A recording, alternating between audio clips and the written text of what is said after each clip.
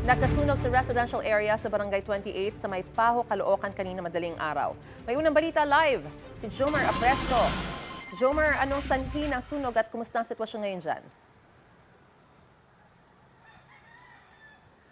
Maris, sabi ng BFP ay posibleng nag-overheat na electric fan ang kanilang tinitignan dahilan ng pinagmula ng apoy dito sa sunog na naganap sa May Caloocan City. Ganito kalaking apoy ang gumising sa mga residente ng Purok 4 at 5 sa May Paho, Caloocan City mag-aalas 3 ng madaling araw kanina. Mabilis na kumalat ang apoy kaya agad na itinaas ay ikalawang alarma ang sunog. Hindi bababa sa 8 truck ng bombero ang kinailangang rumesponde. Ilang pagsabog din ang narinig kanina sa kasagsagan ng sunog. Ang ilan sa mga lumikas na residente halos walang gamit na naisalba. Tulad ng 29 anyos na residenteng si Vina. Yung tabing bahay po kasi namin, yun po yung nag-umpisa ng sunog. Wala na po, hindi namin alam kung saan kami kukuha. Wala naman kami magulang. Patay na po yung mama at papa namin eh. Hindi ko alam paano kami mag-umpisa. Problema niya ngayon kung saan sila titira at kukuha ng panggastos, lalo at siya rin ang nag-aalaga sa 3 niyang kapatid. Tulungan niyo po kami na bigyan ng pinansyal o mangyari to. Kahit mapaano lang po yung bahay namin, lahat ng mga natupok po. Ang senior citizen naman na si Aling Linda, agad na inilikas ang kanyang 8 apo, pati ang mga alaga nilang aso.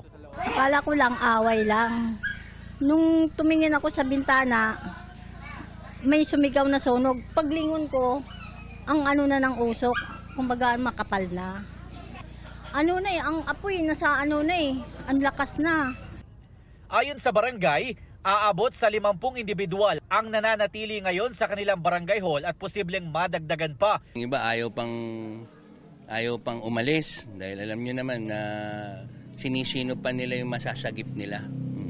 Siguro mga mamaya lang, we estimated around mga 100 people.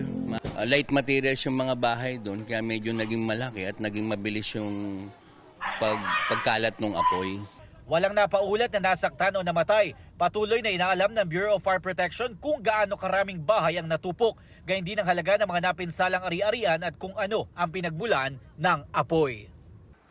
Marisa, sa 5:40 a.m. idineklarang far out itong sunog na naganap sa Caloocan City. Naging problema raw ng BFP dito ay yung mga sasakyan na naka-illegal parking. At yan ang unang balita mula dito sa Caloocan City. Ako po si Jomer Apresto para sa GMA Integrated News.